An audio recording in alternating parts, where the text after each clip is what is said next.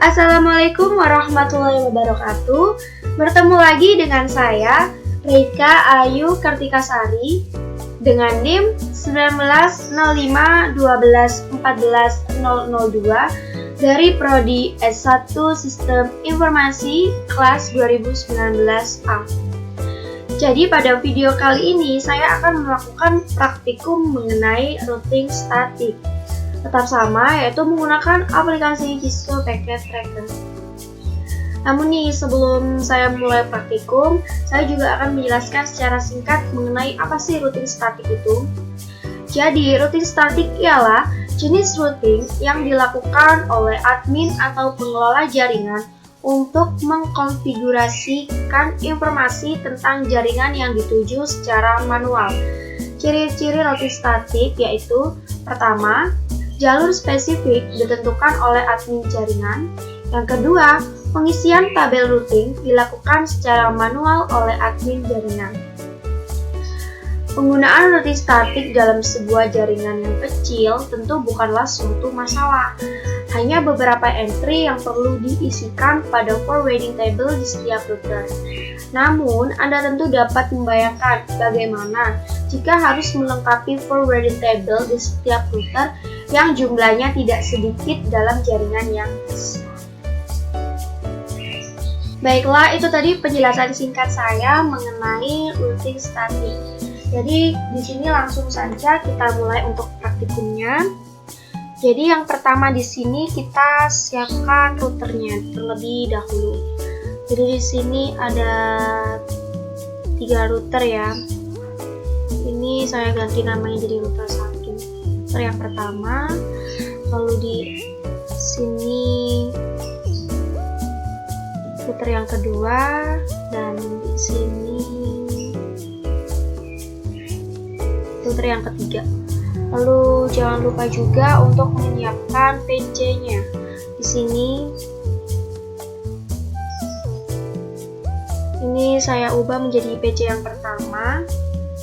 Lalu di sini juga ada PC yang kedua, dan di sini PC yang ketiga. Lalu jangan lupa juga untuk letakkan di sini server. Ini server pertama. Terus di sini server kedua. Jadi nanti seperti ini, lalu kita sambungkan. Nah, ini kita sambungkan untuk PC dengan routernya.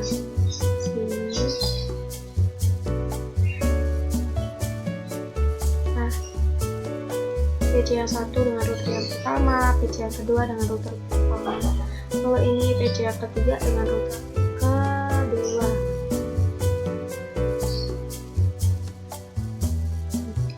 Lalu untuk menghubungkan sesama router ini menggunakan serial DCP.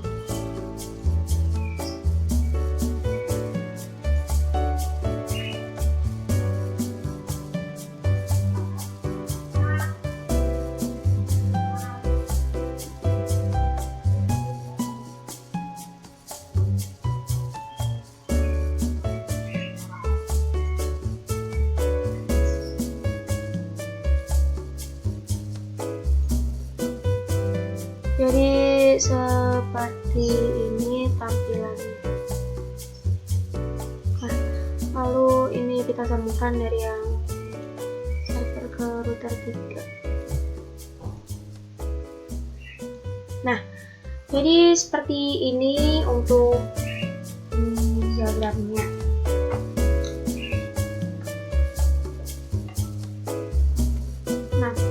Jadi di sini itu router yang terhubung dengan PC ini biasanya menggunakan kabel tembaga, sedangkan router yang utama ini menggunakan kabel seliang.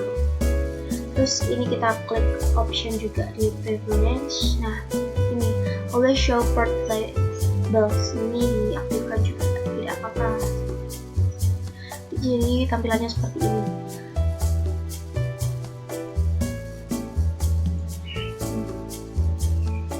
Lalu selanjutnya kita isi terlebih dahulu. Ini kita coba dari yang PC pertama. Kita isi untuk PC pertamanya di sini. Untuk PC yang pertama. IP address-nya kita isi 192.168.1.1. Untuk subnet mask-nya ini 192. Lalu untuk default gateway-nya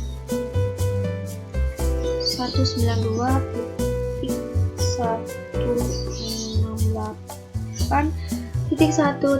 Nah, untuk DNS servernya dikosongkan saja. Baiklah, selanjutnya untuk PC yang kedua kita juga isi. Nah, ini untuk IP address PC yang kedua 192.168.1.65. Untuk subnet mask-nya ini 192. Lalu untuk default gateway-nya ini 192.168.1.126. Sudah. Lalu untuk ke PC yang ketiga 192.168.1.253. Untuk subnet mask-nya ini 128. Lalu untuk default gateway-nya 192.168.1.254. Terus untuk server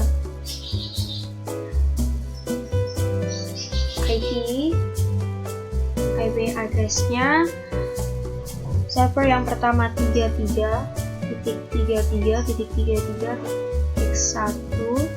Subnet mask-nya ini 255.255.0. Lalu untuk gateway-nya 33.33.33.3. Ini server yang pertama. Lalu untuk server yang kedua IP-nya 43.43.1. Untuk subnet-nya ini sama seperti tadi ya, diganti 255. Terus untuk default gateway-nya ini kita ganti menjadi 43.43.43.3. Jadi seperti ini. Ini ya dari PC yang pertama, kedua, ketiga, lalu di server yang ke-1 dan server yang kedua. Jadi selanjutnya kita tinggal mengisi yang router yang pertama, router yang kedua, dan router yang ketiga. Kita coba klik yang router pertama terlebih dahulu. Nah, ini kita isi untuk router yang pertama. Jadi sini sih kita lihat serial 20 terhubung ke router yang ketiga. Berarti serial 20 terhubung ke router yang ketiga. Ini IP-nya 13.13.13.1. Untuk subnet mask-nya ini kita ganti jadi 255.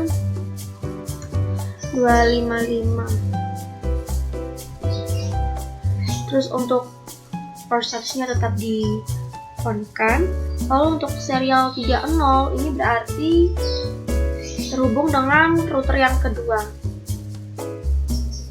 Subnet mask-nya IP-nya 12.12.12.1. Untuk subnet mask-nya 255. Untuk port statusnya tetap di on-kan. Lalu fast Ethernet 0.0 ini terhubung ke PC yang pertama. IP-nya 192.168.1.62. Untuk subnet mask-nya ini 192. Portnya tetap di on kan.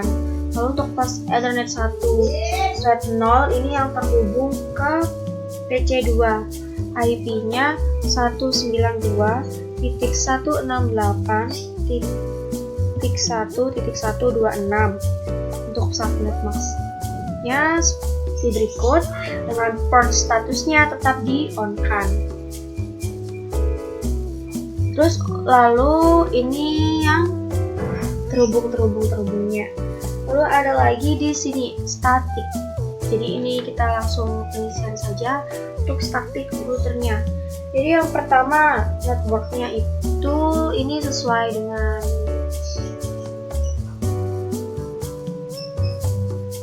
yang dicontohkan. Jadi sebenarnya tuh mengisi yang ini terlebih dahulu, pas Ethernetnya ini diisi terlebih dahulu untuk semuanya, baik dari yang router 1, router 2 maupun yang router 3. Lalu di sini saya juga sudah mencobanya di router yang kedua maupun router yang ketiga. Jadi di sini. Nah, ini yang sudah lengkap semuanya. Kita buka dulu dari yang router kedua di sini. Di serial 20 router kedua. Itu berarti menuju ke router yang pertama dengan IP-nya berikut dan subnet mask-nya berikut. Tentu port statusnya tetap di on kan. Lalu yang serial ketiga juga sama dengan informasi seperti berikut, dengan port statusnya on. Lalu pas Ethernet 0 ini yang buka PC1 dengan data sebagai berikut, tentunya dengan port statusnya tetap di on kan. Lalu untuk router yang ketiga juga sama, serial 20 ini yang terhubung ke router 1 dengan informasi sebagai berikut, port statusnya di on kan. Lalu serial 3 ini terhubung ke router 2 dengan IP dan subnet mask sebagai berikut, dengan port statusnya tetap di on kan. Lalu pas Ethernet 0 ini terhubung ke server 1 dengan IP dan subnet mask berikut, tentunya juga dengan port status yang di on kan. Lalu ini pas Ethernet 1 yang terhubung ke server 2 dengan IP sebagai berikut, 43.43.43.3 dengan subnet mask-nya berikut, tentu saja dengan port statusnya di on kan. Gini.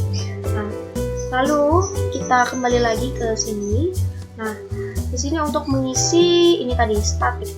Jadi setelah semua selesai diisi dari fast Ethernet 0 maupun 1, serial 2 ataupun 3, ini kita klik ke static dan kita mengisi ini static router. Untuk network ini sesuai sudah di keterangan juga. Jadi yang pertama ini 33.33.0. Jadi begini cara untuk menuliskannya. Subnet mask-nya itu 255.255.255.0 begini. Lalu dengan next hop-nya 13.13.13.3 seperti ini. Jadi ini menuju ke server yang pertama. Nah, kita add kan. Nah, seperti ini. Lalu untuk yang kedua, jadi informasi ini sudah terdapat di modul, jadi kita tinggal untuk menulis angkanya saja. Untuk yang kedua ini 43.43.43.0. Yang ini sama, terus next hop-nya juga sama, di add juga. Ini mengarah ke server kedua. Lalu ini 192.168.1.128 dengan subnet mask-nya ini diganti menjadi 128. Lalu untuk next hop-nya menjadi 12.12.12.2 ini menuju ke arah PC yang ketiga. Lalu di add kan. Nah, Jadi menulisnya nanti itu seperti ini. Jadi networknya diisi, box-nya diisi, nexthope-nya diisi, lalu diklik add ini. Nah, jadi nanti informasinya akan muncul seperti ini. Baiklah, lalu itu tadi yang ke router ke-1. Untuk yang selanjutnya ini tadi ada di router kedua juga. Nah, di sini informasinya juga ada statiknya. Ini sudah saya tulis juga. Nah, jadi ada informasi seperti ini. Untuk cara penulisannya itu sama. Untuk informasi yang didapat itu juga sudah diberikan di keterangan. Jadi seperti ini nanti. Penulisnya dari sini. Lalu di router yang ketiga. Nah, di sini juga sama, klik statik. Nah, untuk menamainya juga di sini. Lalu di sini. Nah, ini begini. Jadi ini hanya ada dua di sini. Untuk yang ini itu menuju ke PC1 dan PC2. Lalu untuk yang ini menuju ke PC yang ketiga. Jadi tergantung keterangannya gitu. Untuk secara teknisnya sama. Jadi di sini tadi itu kita sudah menambahkan setting rutin dan sekarang hanya perlu untuk mengujinya. Untuk mengujinya itu kita klik ini ya, simulation. Untuk edit filternya jangan lupa untuk mencentang CMP saja. Lalu kita coba dari sini. Jadi sesuai yang diinginkan ya, dari PC1 ke PC yang kedua. Ini masih dalam satu router meski dia berbeda network. Jadi mengirimkan, terus kirimkan. Nah seperti ini. Nah seperti ini. Nah, dia jadikan successfully, berarti dia berhasil. Lalu kita delete. Jadi ini selanjutnya ada PC1 ke PC3. Jadi di sini saya cepatkan untuk videonya. Sebenarnya teknisnya sama saja seperti yang saya jelaskan sebelumnya. Jangan lupa juga untuk delete untuk mencoba uji coba yang selanjutnya. Ini selanjutnya ada PC1 ke server 1 dan berhasil. Jadi, lalu selanjutnya itu ada PC1 ke server 2 dan di sini juga berhasil. Lalu selanjutnya PC3 ke PC1. Nah, di sini juga berhasil, jangan lupa untuk delete. Lalu ini ada PC3 ke PC2. Di sini juga dia mengirim dan dia juga menerima balasan. Jadi dia juga berhasil, sukses. Lalu selanjutnya ada PC3 ke server 1. Nah, jadi ini itu ya, sudah melalui hubungan antara PC dengan server dan berhasil.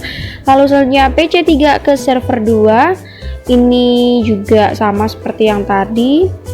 Dan di sini juga berhasil. Lalu ini selanjutnya ada server 1 ke server 2. Nah, antara sesama server dan ini juga berhasil. Selanjutnya lagi ada server yang ke-1 dengan PC1. Di sini juga nantinya berhasil. Lalu selanjutnya ada server 1 ke PC2. Di sini juga hasilnya sukses. Dan ini yang terakhir ya, yaitu server 1 ke PC3. Dan di sini hasilnya juga sukses atau berhasil. Jadi di sini tadi kita sudah melakukan simulasinya, pembuktiannya, dan ternyata memang berhasil semua. Sekarang kita coba untuk melihat command prompt-nya. Jadi ini kita ubah lagi ke real time. Nah, di sini kita coba untuk melihat di sini di PC1 di sini command prompt. Nah, lalu di sini kita ketik threshold IP dari PC2 yaitu 192.168.1.65 dan itu juga untuk seterusnya tetap sama seperti itu. Kita ketik threshold, lalu kita ketik IP dari PC3 dan muncul informasinya seperti berikut. Lalu selanjutnya kita klik IP-nya server 1. Dan lalu selanjutnya ini masih tetap di PC1, kita klik IP-nya server 2 dan muncul informasinya sebagai berikut. Lalu kita beralih ke PC3, sama seperti yang PC1, Treasured, dan muncul informasi seperti berikut. Lalu ini IP dari PC yang kedua. Dan di sini ada lagi dari IP-nya server 1. Lalu selanjutnya ini kita klik Treasured dari IP server 2 dan muncul informasi seperti berikut. Dan ini yang terakhir, kita klik di server 1 tetap sama, kita klik Treasured lalu kita tulis IP-nya. Tadi IP server 2, lalu ini IP dari PC 1. Ini IP dari PC yang kedua. Lalu selanjutnya yang terakhir ini IP dari PC yang ketiga. Nah, jadi seperti itu muncul informasi yang kita dapatkan.